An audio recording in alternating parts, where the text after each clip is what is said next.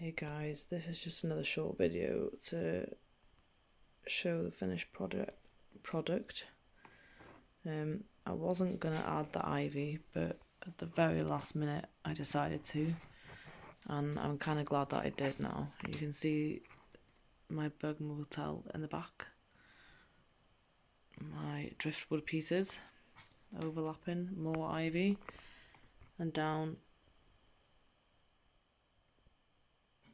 Obviously these leaves will die because they're not rooted, so they'll have to either come out or I'll have to wrap some real ivy around them when I can get some.